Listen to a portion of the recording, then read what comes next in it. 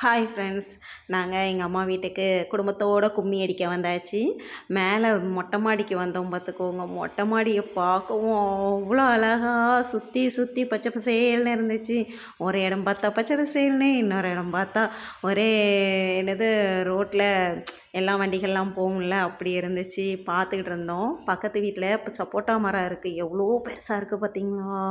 அதில் வேற சரி காய் இருக்குமான்னு பார்த்தா அப்போ தான் பூ வச்சு போய் இருக்குது.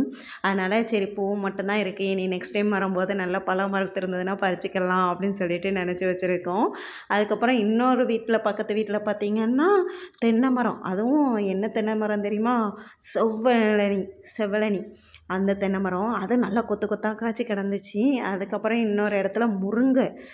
ஐயோ பிஞ்சு பிஞ்சு அவ்வளோ பிஞ்சு போட்டிருந்துச்சு.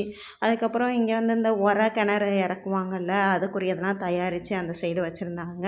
அப்புறம் இன்னொரு சைடெலாம் பார்த்தா மேகங்கள்லாம் அவ்வளோ அழகாக இருந்துச்சா. சரி மேகங்களை எடுத்துக்கிட்டு இருந்தா என் பாப்பா என்ன பண்ணுறான்னு பாருங்கள். ஹாட்டின் போடுறாளாம், ஹாட்டின். அதுக்கு அதனால் போட்டுக்கிட்டு இருந்தா அந்த சூரியனுக்கும் அதுக்கும் சேர்ந்து அழகாக இருந்துச்சு.